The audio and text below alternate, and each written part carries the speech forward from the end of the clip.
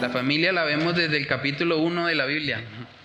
O sea, lo primero que Dios quiso revelarnos a nosotros fue cómo fue su creación, y dentro de su creación está incluido la familia. Entonces vamos a mirar Génesis capítulo 1. Génesis capítulo 1, versos del 26 al 28. Si alguien tiene ese texto, lo puede leer. Entonces dijo Dios: hagamos al hombre a nuestra imagen, conforme a nuestra semejanza, y señoree en los peces del mar, en las aves de los cielos, en las bestias, en toda la tierra y en todo animal que se arrastra sobre la tierra. Y creó Dios al hombre a su imagen, a imagen de Dios lo creó, varón y hembra los creó.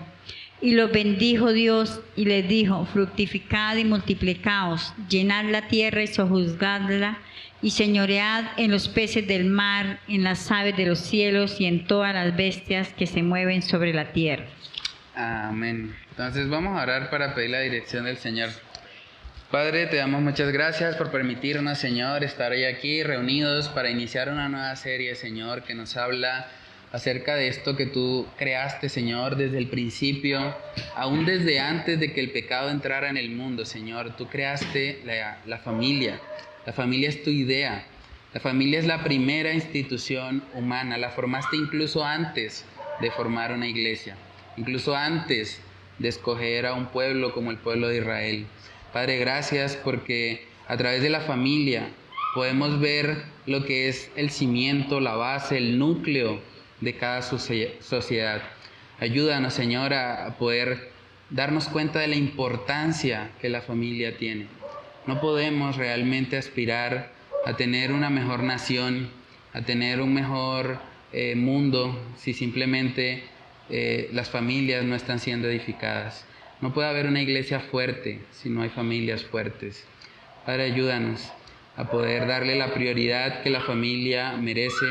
Ayúdanos a darle la prioridad que tú mismo le has dado en las Escrituras, para que de esa manera, Señor, podamos crecer día a día en la aplicación de tu palabra en nuestras vidas y podamos también, Señor, ser útiles en tus manos. Oramos, Señor, para que tú seas usando esta serie para fortalecer cada hogar, cada familia que va a estar escuchándola, y que este tiempo, Señor, sea un tiempo de edificación que permita que cada hogar, Señor, pueda ser fortalecido y pueda ser cimentado en la roca que es Cristo.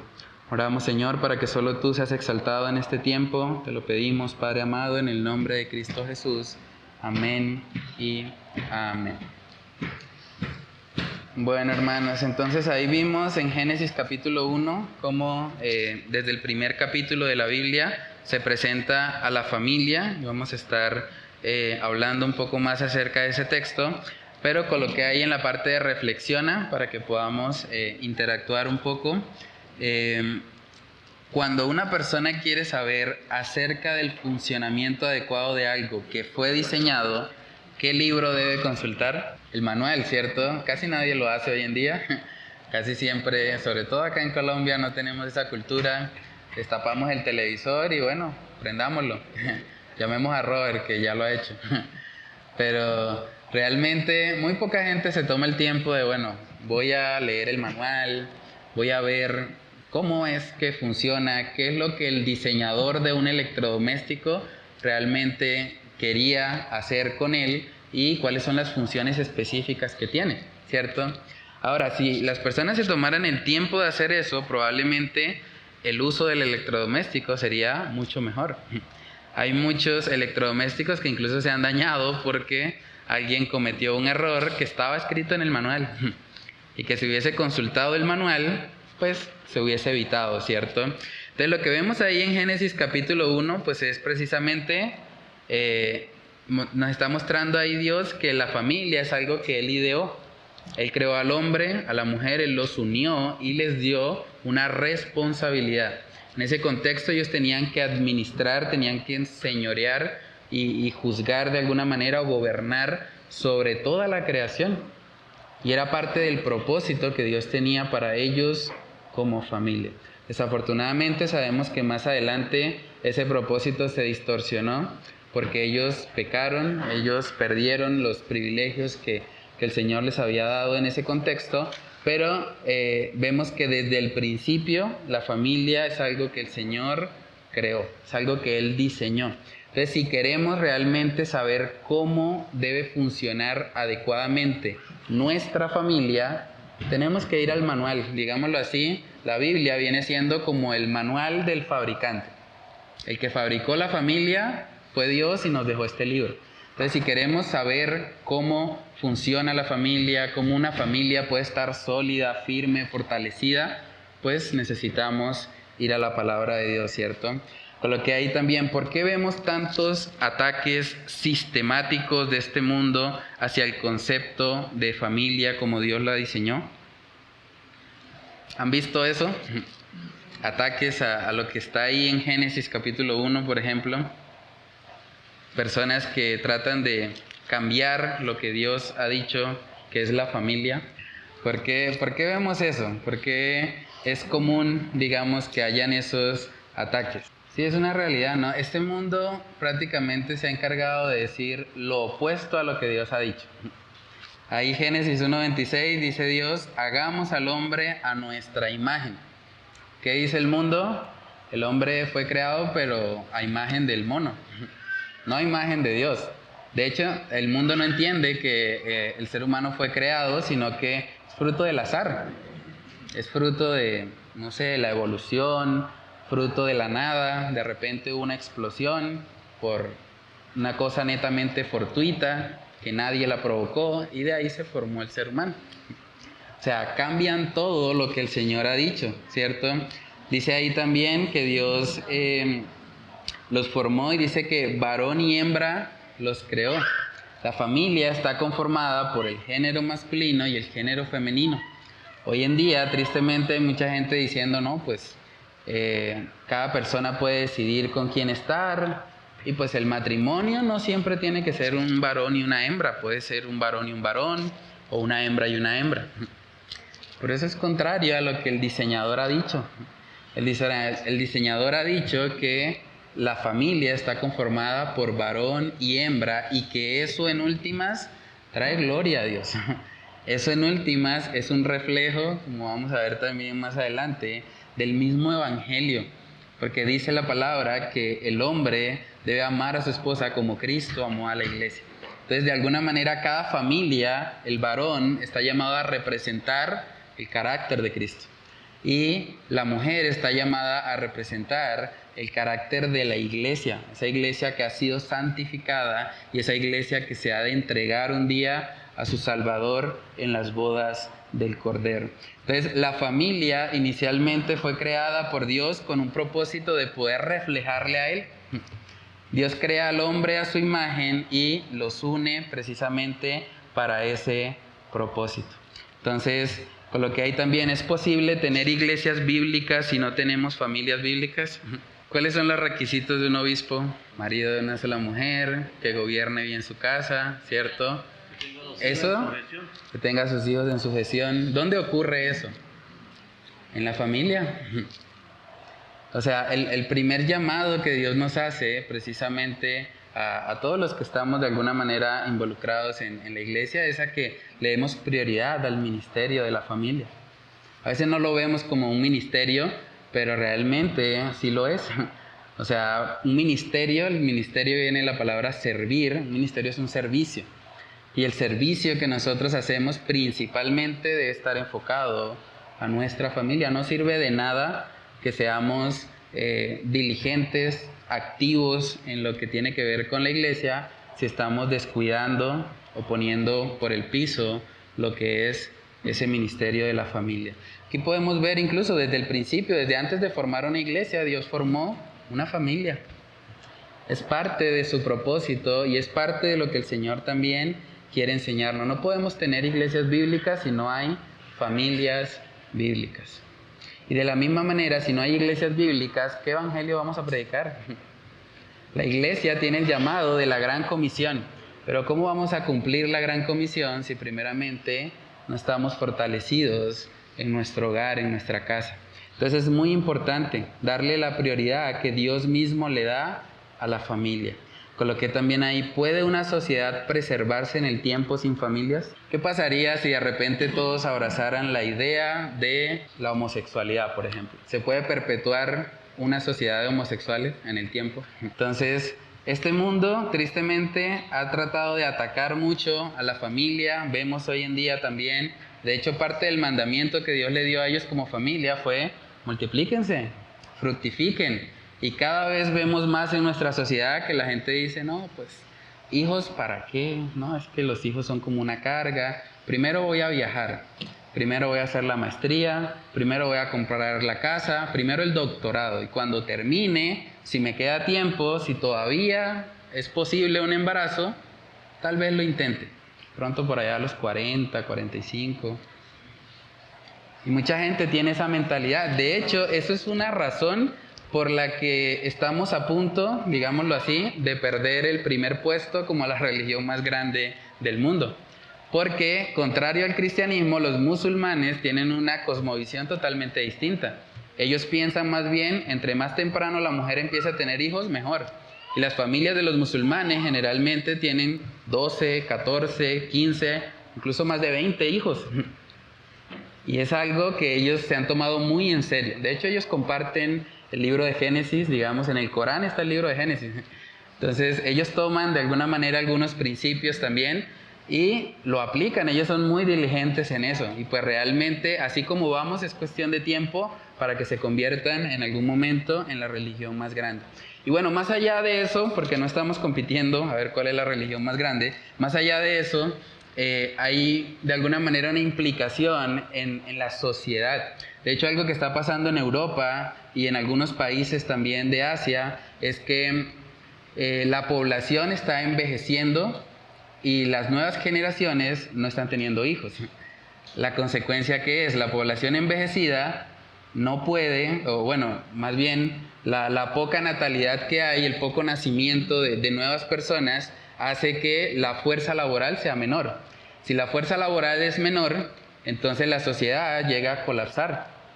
Porque una sociedad envejecida donde esa población antes necesita que le ayuden, necesita pensiones y esas pensiones salen en últimas de lo que los jóvenes están trabajando, si no hay jóvenes ahí, pues empiezan a haber problemas y por eso hay países en el mundo donde incluso están pagándole a gente joven que vaya a esos países para que pueda de alguna manera tener hijos allá, pueda hacer familia allá y de alguna manera se pueda solventar el déficit que hay de personas o de natalidad.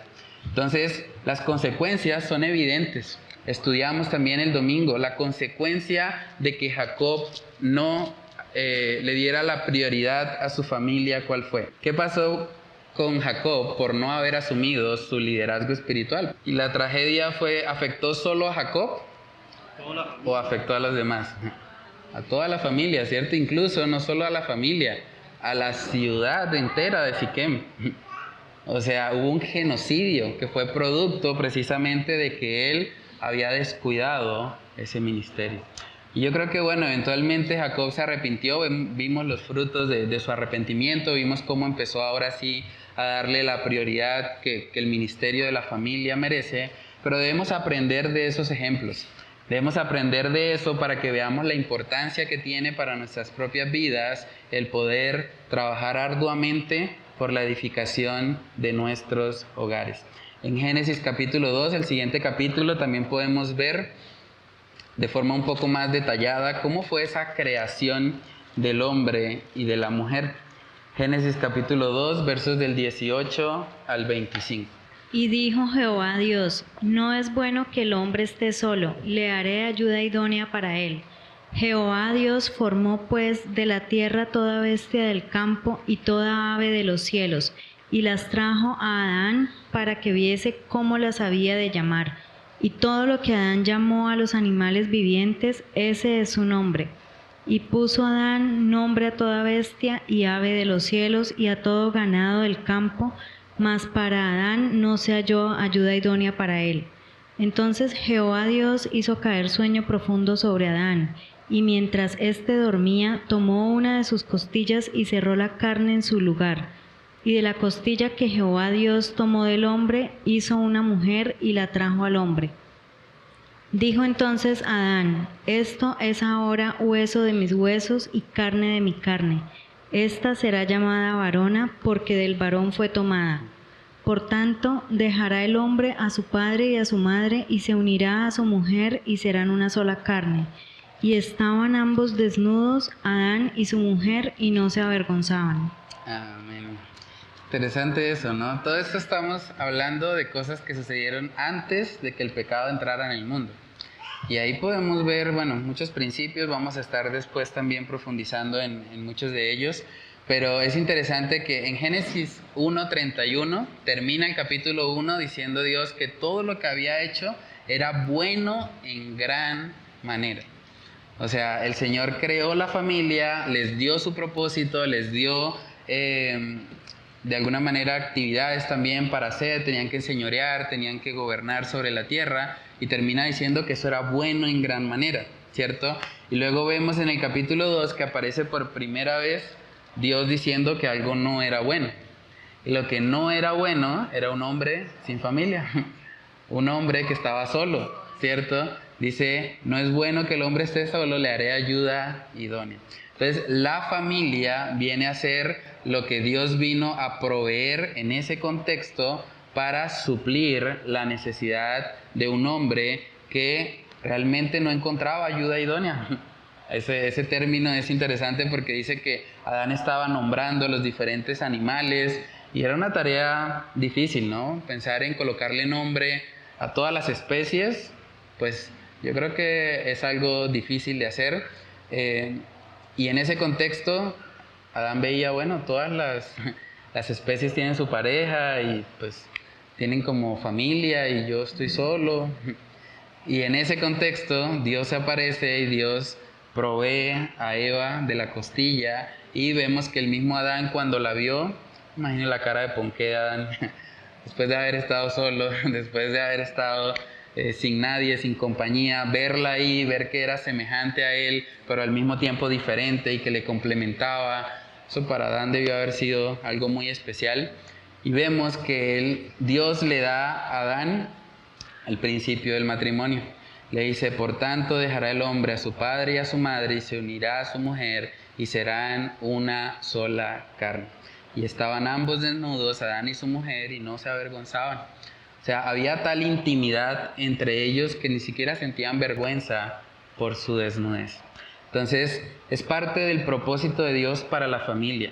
El matrimonio consiste en la unión, no simplemente de dos cuerpos, es que lleguen ambos, digámoslo así, a fusionarse de tal manera que ahora sean uno, una sola carne. Y es parte del diseño de Dios para la familia, es lo que tristemente este mundo trata de atacar hoy en día.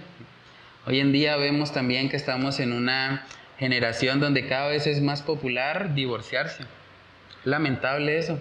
Hay un montón de memes ahora con el futbolista Kaká, porque la esposa dijo, no, pues usted no me satisface a mí, usted es demasiado perfecto para mí y voy a buscar a otra persona que me haga feliz. Uno dice, ¿hasta dónde hemos llegado como sociedad? Donde incluso la gente que dice ser cristiana, porque eso fue un matrimonio cristiano en una iglesia cristiana de dos personas que profesaban la fe cristiana o profesan hasta cierto punto, no sé hasta qué punto sea genuina o no la profesión de fe, pero se identifican como cristianos y bueno, pues acabemos esto, no pasa nada y busquemos nuestra felicidad en otro lado. Lamentable eso, porque no es el diseño de Dios. El diseño estableció que estuviesen unidos como una sola carne. Entonces en Génesis capítulo 12, saltando ya un poco unos capítulos más adelante, también podemos ver el interés que Dios tiene en la familia, porque no solamente Dios estaba interesado en la familia antes de que el pecado entrara en el mundo, también después. De hecho, parte de la bendición que Dios le dio a Abraham incluía de alguna manera a todas las familias de la tierra. Busquemos Génesis capítulo 12, versículos del 1 al 3. Llamamiento de Abraham. Pero Jehová había dicho a Abraham, vete de tu tierra y de tu parentela y de la casa de tu padre a la tierra que te mostraré. Y haré de ti una nación grande y te bendeciré y engrandeceré tu nombre y serás bendición. Bendeciré a los que te bendigan y a los que te maldigan maldeciré, y serán benditas en ti todas las familias de la tierra. Tremendo eso, ¿no? O sea, Dios mismo se le aparece a Abraham y Dios está pensando en las familias. Dice, bendeciré a los que te bendijeren y a los que te maldijeren maldeciré, y serán benditas en ti todas las familias de la tierra. Es una profecía que apunta a la persona de Jesucristo, porque Cristo hizo provisión para que todas las familias de la tierra pudiesen venir a la salvación, pudiesen recibir de alguna manera la reconciliación con Dios. Entonces, el interés de Dios que vemos en la Escritura desde el primer libro, porque estamos hablando hasta el momento solo del libro de Génesis, desde el primer libro vemos el énfasis que Dios tiene en las familias. Lo que vamos a ver más adelante que pasó con Abraham es que descendiente de él Isaac, luego descendiente de él Jacob, y descendiente de Jacob, que en última se convirtió en Israel, fueron las 12 tribus. Y las 12 tribus son las diferentes familias que de alguna manera recibieron particularmente una bendición especial de parte de Dios como pueblo escogido. Pero vemos, hermanos, desde el principio eso. Dios está interesado en las familias, por lo que hay en el estudio. Desde el primer libro de la Biblia vemos que hay un interés particular de Dios por las familias. Él las creó, las bendijo y les encomendó la responsabilidad de esparcir su imagen en el mundo. Esa era la responsabilidad inicial que ellos tenían: fructificar y llenar la tierra y sojuzgarla. Ellos debían llenar la tierra de la imagen de Dios. Era el propósito de la familia. Pero tristemente, por causa del pecado, ese propósito se distorsionó. Seguimos siendo criaturas hechas a imagen de Dios, pero ya no como Adán y Eva.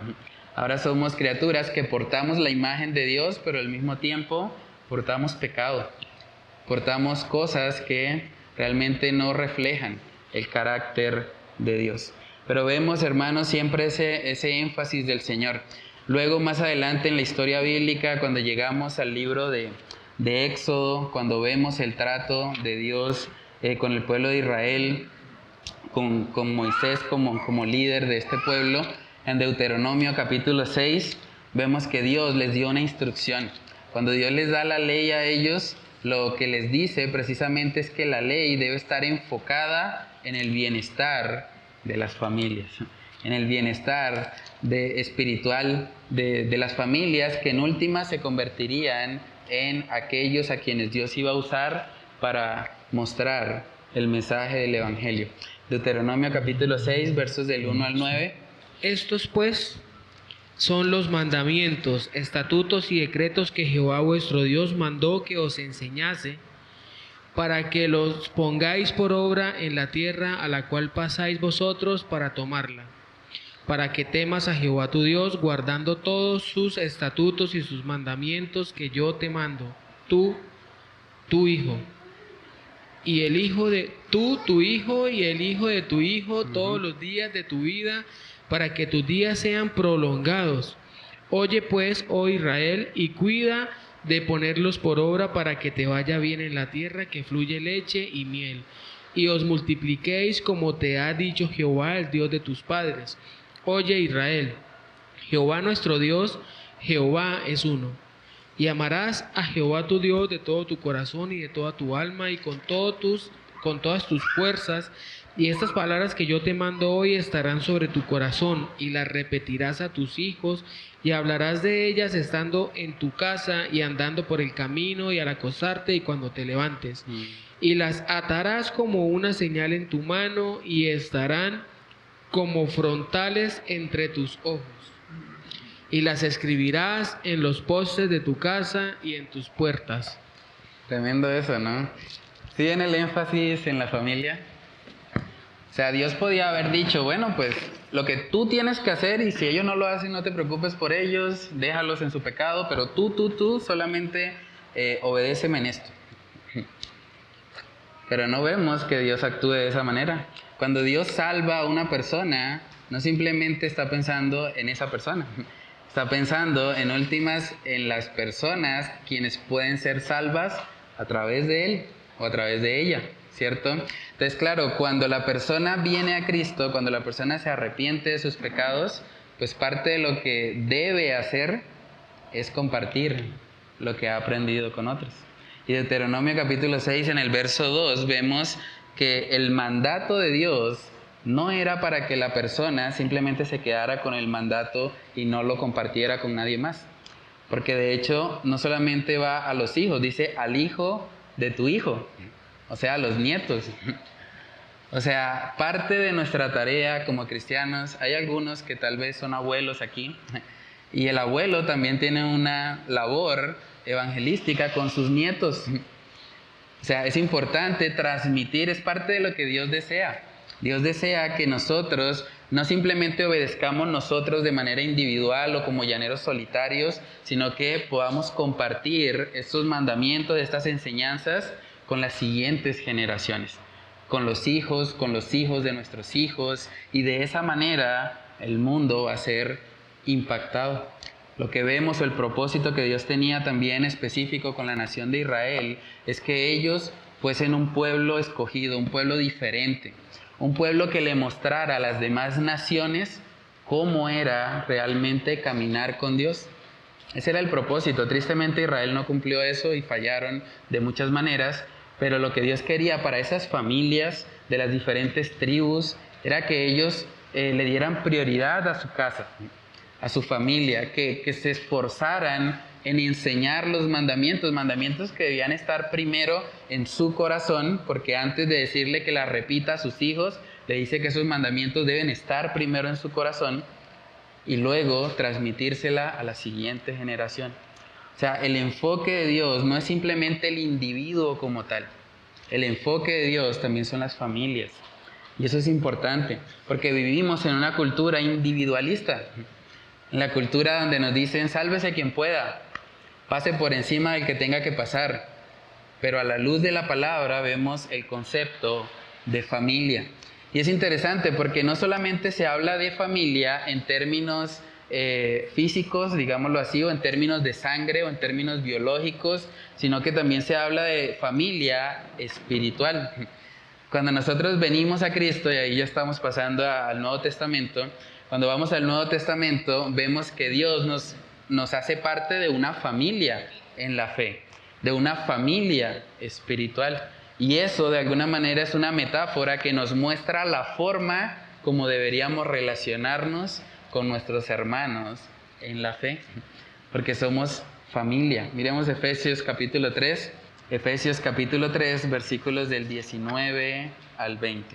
Así que ya no sois extranjeros ni advenedizos, sino conciudadanos de los santos y miembros de la familia de Dios, edificados sobre el fundamento de los apóstoles y profetas, siendo la principal piedra del ángulo Jesucristo mismo. Amén. ¿Por qué será que Dios nos agrega una familia? ¿Por qué no otra cosa? ¿Por qué no llaneros solitarios? No sé, o una nación entera.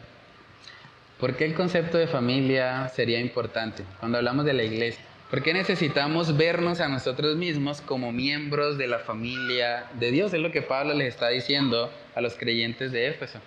Les está diciendo, ustedes ya no son extranjeros, ya no son conciudadanos, ya no son advenedizos, ahora son conciudadanos de los santos y miembros de la familia de Dios.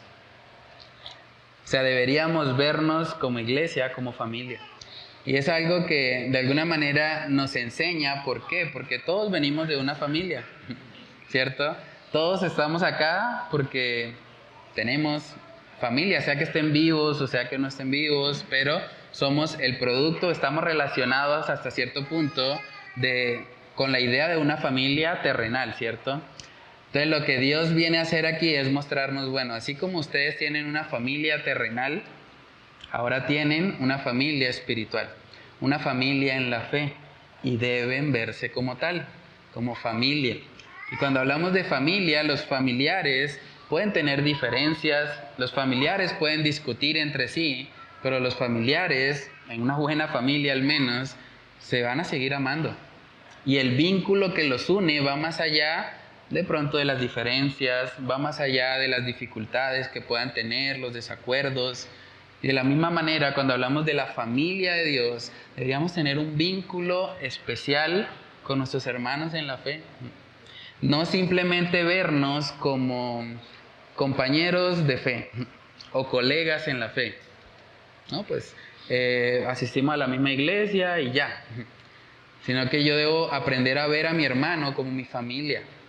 Y así como me duele si un familiar cercano de pronto la está pasando mal, si está pasando por un momento difícil, también debería dolerme cuando mi familia espiritual, cuando mi hermano en la fe no la está pasando bien. Por eso la Biblia dice, gozaos con los que se gozan y llorad con los que lloran. Para yo gozarme con los que se gozan, tengo que aprender a verlos como familia. Tengo que considerarlos como tal. Para poder llorar con los que lloran, tengo que identificarme con ellos más allá de una simple relación formal o eclesiástica. ¿Iba a decir algo, hermano? Creo que Dios fue bien explícito cuando creó la familia. Él no juntó gente por juntar.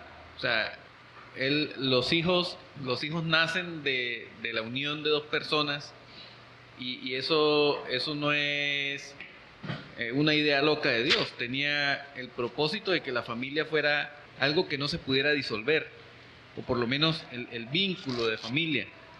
La gente se puede poner brava con un hijo, un papá se puede poner bravo con un hijo se puede poner bravo con un padre, pero no va a dejar de ser su hijo ni va a dejar de ser su padre. No puede hacerse una transfusión de sangre, su ADN completo va a gritar, incluso muchos años después de muerto, que pertenecía a una familia, y a una familia específica. Entonces, creo que la comparación que Dios hace con la iglesia y que nosotros seamos una familia busca ese propósito. Dios no juntó gente en la iglesia por juntar. Nos trajo para que tuviésemos el mismo vínculo y por eso hace la comparación.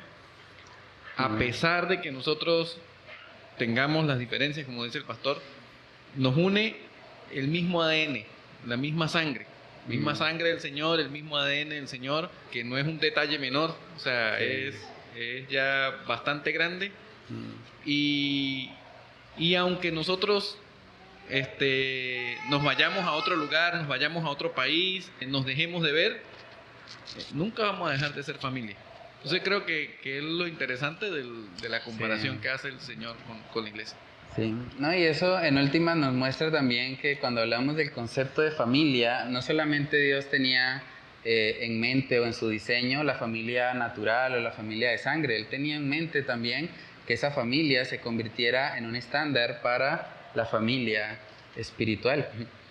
Porque es algo con lo que todos estamos relacionados desde que nacemos en un hogar, tenemos una idea de lo que es una familia, un papá, una mamá, ¿sí? Y por más de que haya de pronto familias disfuncionales y demás, pues hay un cierto conocimiento de eso. Ahora, bajo ese concepto podemos ahora ver a nuestro hermano en la fe o a los demás creyentes o a la iglesia como esa familia espiritual. Y de hecho hay mucha gente que tristemente pues tiene una familia disfuncional, con muchos problemas, con dificultades, o algunos incluso no los tienen.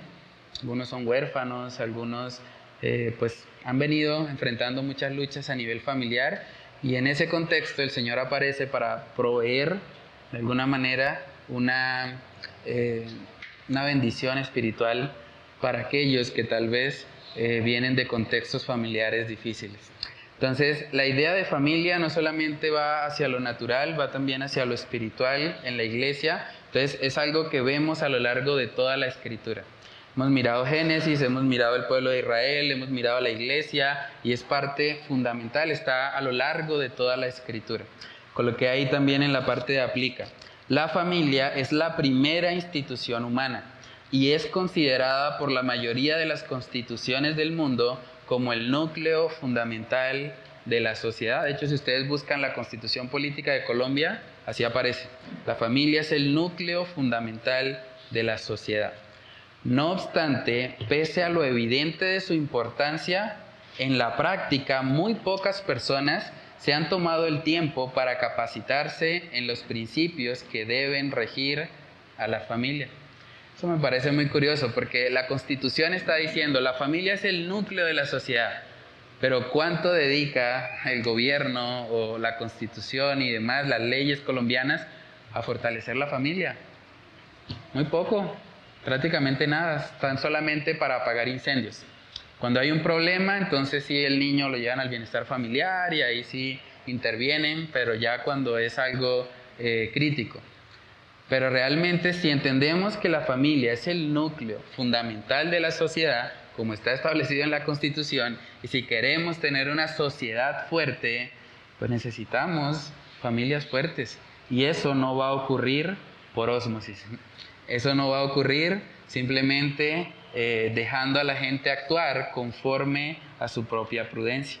Entonces coloqué ahí, pregúntate, ¿tú te has tomado el tiempo de estudiar lo que Dios, como diseñador de la familia, dice sobre ella? Eso es importante porque vivimos en una sociedad donde nos capacitan en matemáticas, química, física, español, sociales, en muchas cosas, que no es que sea malo en sí mismo, pero si lo comparamos con capacitarnos en familia, en lo que una familia debe ser, entendiendo que es el núcleo fundamental de la sociedad, sería mucho más importante enseñarle a los niños y a las nuevas generaciones lo que es la familia según Dios, lo que estamos estudiando en esta serie, porque es lo que van a necesitar para poder tener familias sólidas, y esas familias sólidas van a conformar sociedades sólidas, naciones sólidas, que van a poder subsistir y que van a poder glorificar a Dios con todo lo que hagan. Entonces es muy importante el tema de la familia. Por ejemplo, nosotros llegamos a la familia todos siendo hijos, ¿cierto? Tal vez es el primer título familiar que adquirimos. Soy hijo, pero ¿sabemos qué demanda Dios de un hijo? ¿Sabemos cuál es nuestra responsabilidad en ese rol, en esa tarea de ser hijos? ¿Qué debe hacer un hijo con sus padres? ¿Qué debe hacer un hijo en la aplicación de la palabra para con su familia? Es importante conocer eso, ¿cierto? Muchos de los que estamos acá también somos esposos, es otro rol que está en la familia. Sabemos todo lo que Dios pide a los esposos que hagamos. Sabemos cómo podemos honrar al Señor o cómo podemos ejercer ese ministerio del hombre, del esposo, de la cabeza del hogar, conforme a la palabra de Dios. Es importante, las esposas que están acá, otro título que está ahí, inmerso en la familia. Sabemos lo que Dios demanda de las esposas, lo que Dios dice que una mujer debe ser en el hogar. Sabemos qué significa lo que leímos, ser ayuda idónea. Es importante conocer todo eso y es parte de lo que vamos a estar precisamente profundizando en esta serie, porque parte de lo que necesitamos en nuestra sociedad es aprender a vivir en la familia, en esa área donde a veces nadie más nos ve. Porque si miramos realmente el tiempo que invertimos en nuestras propias vidas, el tiempo que pasamos en la iglesia es relativamente poco. O sea, pasar o de alguna manera ser cristiano en la iglesia es bastante fácil. Aquí venimos el miércoles, los que vienen el sábado también y el domingo. Bueno, los hombres que vienen los lunes. Pero, pues, venimos 2, 3 horas y ya, y nos vamos. Pero ¿cuánto tiempo pasamos en casa? ¿Cuánto tiempo pasamos compartiendo con nuestra familia? Por eso la familia se convierte en últimas en un mayor, digámoslo así, barómetro espiritual o termómetro espiritual para nuestra vida, que es lo que hacemos en la iglesia. La verdadera devoción de un hombre no se mide en lo que hace en la congregación. En la congregación puede haber Judas, Demas, pero en la casa es donde realmente se ve el carácter del hombre. Es ahí donde el Señor nos manda primeramente a ser fieles, en la casa, en el hogar. Que los hombres podamos amar a nuestras esposas como Cristo amó a la iglesia. Que las mujeres se puedan someter a sus esposos como al Señor. Eso es algo que requiere esfuerzo y que requiere capacitarse, porque las ideas de este mundo son completamente contrarias. Probablemente nosotros venimos de hogares donde lo que nos enseñaron o lo que vimos hacer a nuestros padres es lo que no debemos hacer. Y tenemos esa influencia ahí. Y si no renovamos nuestro entendimiento con la palabra, vamos a terminar cometiendo los mismos errores que nuestros padres cometieron.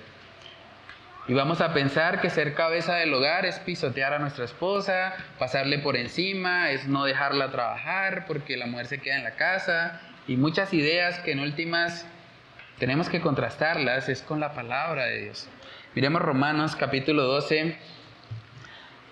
Romanos capítulo 12, versículos del 1 al 2, ahí habla acerca de la importancia precisamente de no conformarnos a este mundo.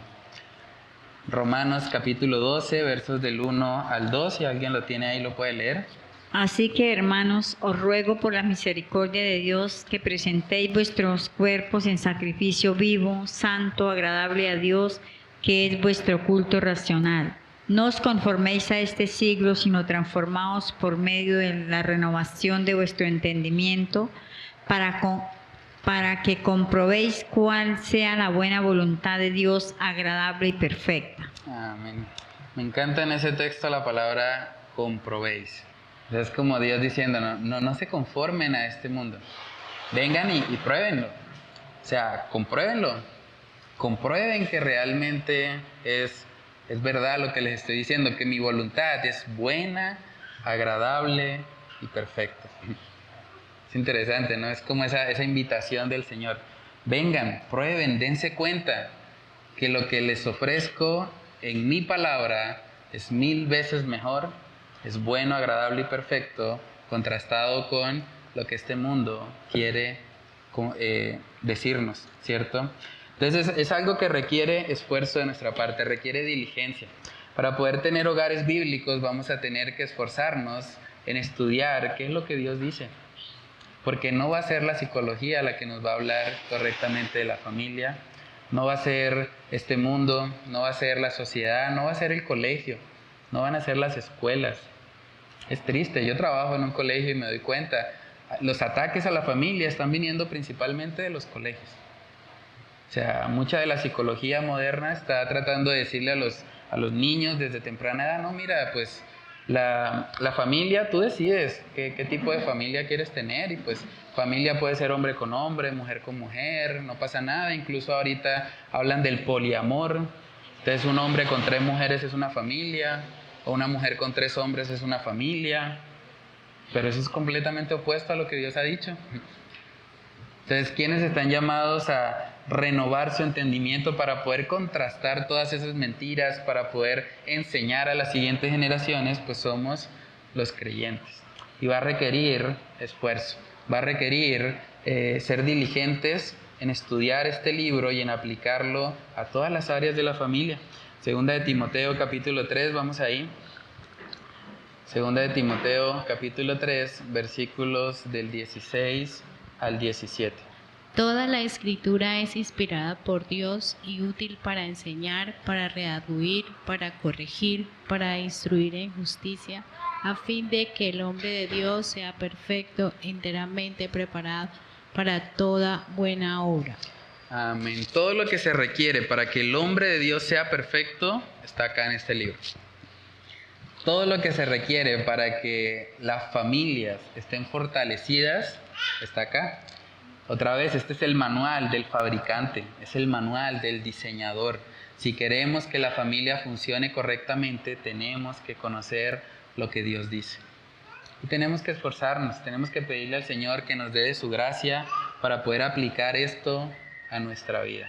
Lo que estudiamos el día domingo, Jacob no tenía tanta luz como nosotros hoy sí tenemos. Jacob no tenía una Biblia, Jacob no tenía ni siquiera el Espíritu Santo morando de forma permanente en él.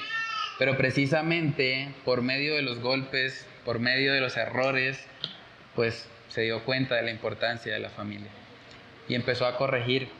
Y pues yo no sé si hay personas aquí que de pronto han llevado a su familia como a ustedes les parece, o tal vez han tratado de imitar lo que vieron de sus padres porque era como el estándar que tenían a la mano.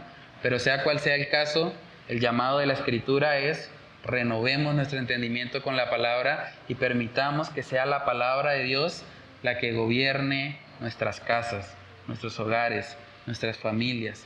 Y esforcémonos en eso. Es parte del llamado de Dios para cada creyente. coloqué ahí en la parte de razón, a la familia de Adán, por causa de su pecado, no cumplió cabalmente con el mandato de llenar la tierra con la imagen de Dios, lo que vimos en Génesis 1, ¿cierto? Pero la familia espiritual de Dios, es decir, la iglesia, tiene el llamado bíblico de enseñar el evangelio a toda criatura, para que así las familias y naciones de la tierra se conviertan en discípulos de Cristo que vivan conforme a la imagen de su Salvador. Ese propósito que la familia de Adán no pudo cumplir, ahora la familia espiritual que es la iglesia tiene el propósito de cumplirlo. Adán pecó, la imagen de Dios fue distorsionada, pero en Cristo dice la palabra que nosotros fuimos predestinados a ser hechos conformes a la imagen de su Hijo. Esa imagen que fue distorsionada por causa del pecado, de alguna manera empieza a restaurarse, al menos parcialmente, en la conversión de las personas. Cuando alguien se convierte al Señor, esa naturaleza espiritual que Adán había perdido, ahora viene a ser restaurada. Y la iglesia, la familia espiritual, tiene el llamado de ir al mundo, y parte de lo que implica la gran comisión es hacer discípulos a las naciones. Otra vez vemos el interés de Dios no simplemente en los individuos. ¿Cómo están conformadas las naciones? Lo estudiamos también en Génesis. ¿Cómo fue el origen de las naciones? Babel, ¿cierto? En Babel Dios le dio diferentes lenguas y se formaron las naciones como las conocemos hoy en día. Nacieron de alguna manera las diferentes lenguas, ¿cierto? Pero todo empezó en últimas con familias, ¿cierto?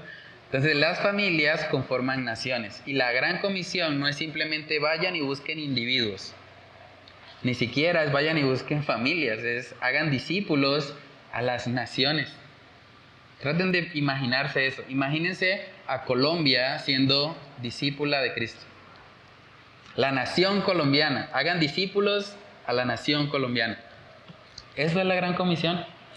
Pero ¿cómo llegamos a las naciones? Primeramente, por las familias. Familias convertidas al Señor, familias que son discípulos de Cristo, son las que van a impactar las naciones. Miremoslo, Mateo 28, versos del 18 al 20, y vemos la gran comisión que el Señor Jesús nos dejó. Mateo capítulo 28, versos del 18 al 20. Jesús se acercó y dijo a sus discípulos: Se me ha dado toda autoridad en el cielo y en la tierra. Por lo tanto, vayan y hagan discípulos de todas las naciones, bautizándolos en el nombre del Padre y del Hijo y del Espíritu Santo. Enseñen a los nuevos discípulos a obedecer todos los mandatos que les he dado. Y tengan por seguro esto, que estoy con ustedes siempre hasta el fin de los tiempos. Amén. Entonces ahí vemos la gran comisión, cómo está enfocada en hacer discípulos a las naciones. O sea, es parte de la tarea que tenemos como creyentes, como cristianos. Y para poder llegar a las naciones necesitamos impactar a las familias. Y para poder impactar a las familias necesitamos tener familias sólidas. Saben que parte de lo que genera muchas veces más daño en las iglesias es cristianos que profesan a Cristo, pero con sus hechos lo niegan. Eso es lo que hace que mucha gente no quiera acercarse a una congregación, y es lamentable. Ahora, obviamente eso no es una excusa válida delante de Dios, pero nosotros como cristianos sí debe llevarnos a cuestionar. Hicieron una encuesta en los Estados Unidos preguntándole a las personas por qué no querrían acercarse a una iglesia. ¿Saben cuál fue la respuesta más popular? La mayoría de las personas en los Estados Unidos no quieren ir a una iglesia porque piensan que los cristianos que van ahí son hipócritas. Eso es triste, eso es lamentable. Obviamente no es una excusa válida y no van a poder decirle a Dios: Dios, yo no fui a la iglesia porque ya está llena de hipócritas. Eso no, el Señor le va a decir: pues ¿por qué no fuiste? Tú eras un hipócrita más. Pero más allá de eso, es lamentable que por causa de un mal testimonio que han visto en creyentes, no quieren saber de una iglesia. Tienen una visión distorsionada. Dice la palabra también que blasfeman el nombre de Cristo. Y es lamentable eso, porque los cristianos estamos llamados a ser luz, a ser completamente contrarios a lo que este mundo es. Pero ¿cómo vamos a hacer luz del mundo si nuestras familias están igual de destruidas que las familias del mundo? Es imposible, ¿cierto? Necesitamos familias sólidas, familias fortalecidas en Dios, que conozcan los principios, que los apliquen y de esa manera van a poder impactar a esta sociedad con el Evangelio. Josué capítulo 24, ese es un texto también bastante conocido. Josué capítulo 24 nos muestra una vez más el interés de Dios, no solamente en individuos, sino en familias, incluso en naciones. Josué capítulo 24, versos del 14 al 15. Ahora pues, temed a Jehová y servirle con integridad y en verdad. Y quitad de entre vosotros los dioses a los cuales sirvieron vuestros padres al otro lado del río y en Egipto, y servid a Jehová. Y si mal os parece servir a Jehová, escogeos hoy a quien sirváis, si a los dioses a quienes sirvieron vuestros padres cuando subieron al otro lado del río, o a los dioses de los amorreos en cuya tierra habitáis, pero yo y mi casa serviremos a Jehová. Tremendo eso, ¿no? Ahí vemos a Josué hablando con el pueblo que era idólatra. Josué sabía del becerro de oro, Josué sabía de que ellos tenían esa tendencia a volver vez tras vez a la idolatría. Y el mensaje de Josué fue, bueno, pues, si ustedes quieren servir a los ídolos, allá ustedes, pero yo y mi casa serviremos al Señor. Yo creo que ese es el compromiso de cada cristiano. Poder decir, yo y mi casa serviremos al Señor. Como cristianos debemos trabajar arduamente. Hay personas aquí que tal vez sus familiares no son creyentes. Su tarea principalmente en el Señor no es quejarse por eso. No es decir, a mí me tocó muy duro porque es que mi esposo es incrédulo, entonces allá chévere los que están en un yugo igual, los que no tienen este problema. Pero tu tarea, si tú estás en un yugo desigual, si tú estás con un marido, con un cónyuge incrédulo, no es quejarte, es esforzarte para que tú y tu casa sirvan al Señor.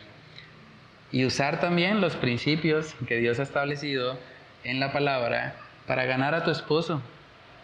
De hecho, parte del interés de Dios en la familia es que Él nos muestra cómo un cónyuge, una persona que está en un matrimonio mixto, digámoslo así, donde uno es incrédulo y el otro es creyente, esa persona puede, por la gracia de Dios y aplicando los principios que Dios nos ha dejado, tratar de ganar a su cónyuge incrédulo.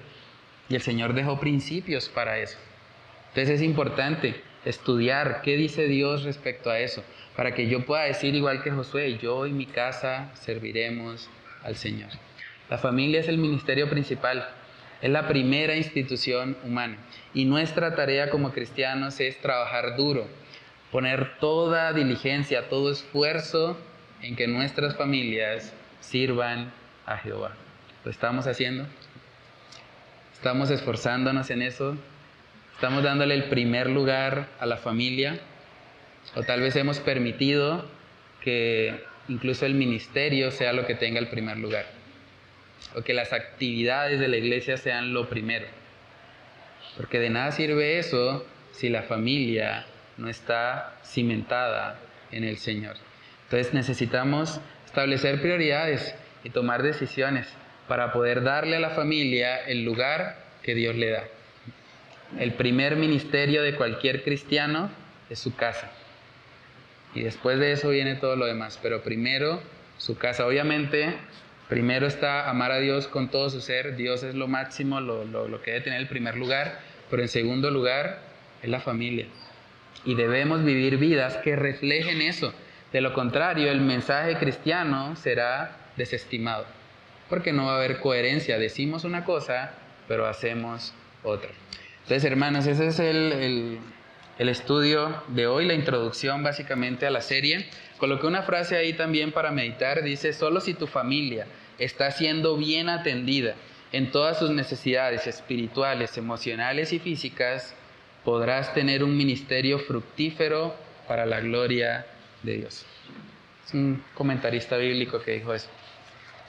Entonces, en la parte de atrás hay algunas actividades de profundización, les envié básicamente los videos por ahí por el grupo del Faro. Hay una predicación del pastor Paul Washer que se llama El matrimonio, la familia y la crianza de los hijos. Es bastante extensa, si ustedes creen que yo predico mucho, él predica más que yo.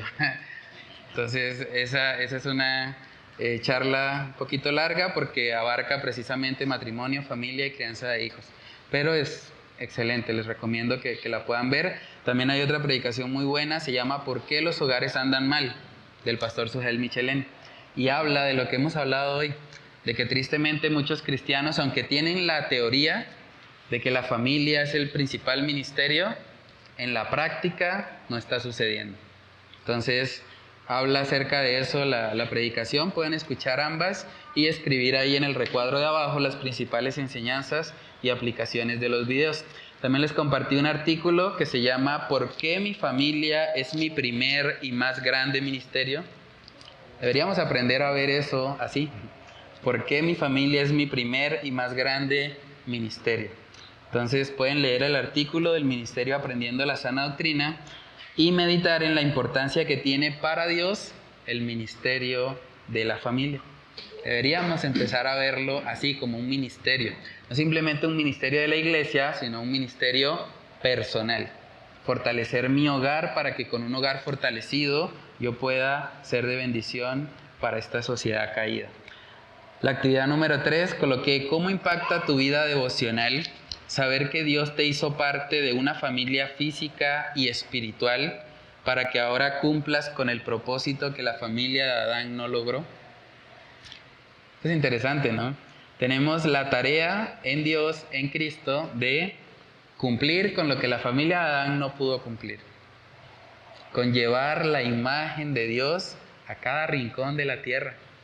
¿Y cómo lo vamos a hacer? Por medio de la predicación del Evangelio. Para que creyentes que han sido salvados por Dios empiecen a ser conformados día a día a la imagen de Cristo, a la imagen de Dios. Pregúntate también, ¿estás viviendo tu vida cristiana priorizando el ministerio de tu familia antes que otras actividades que ocupan tu tiempo? Es importante que esa prioridad sea evidente en nuestras vidas y que nuestros hijos puedan verlo también. Porque eventualmente, si Dios permite, nuestros hijos también se casarán y también tendrán familia. Y cuando ellos tengan familia, queremos que tengan una familia sólida, una familia cimentada en Cristo. Entonces es importante modelarles eso, que ellos puedan ver que para papá y mamá lo más importante no es el trabajo, o que lo más importante no es el ministerio que hacemos en la iglesia, que lo más importante es su matrimonio, que lo más importante es la casa, la familia, la crianza de sus hijos. Y si ellos ven eso, ellos van a imitarlo y van a poder también establecer un hogar sólido. Entonces preguntémonos si realmente le estamos dando la prioridad a este ministerio que la palabra de Dios le da. Entonces, bueno, esas son las actividades de profundización. No sé si hay alguna pregunta, algún comentario sobre este estudio de la familia según Dios. Este primer estudio que vamos a profundizar más en la familia. Del diseño de Dios en la familia, ¿no? El hombre y la mujer.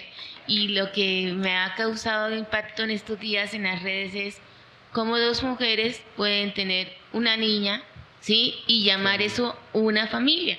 Entonces yo decía, pero tuvieron necesidad de buscar a alguien que... de buscar un portador para que esa niña naciera. Entonces, cómo la gente aplaude corazones y ignorando totalmente el diseño de Dios a través de su palabra.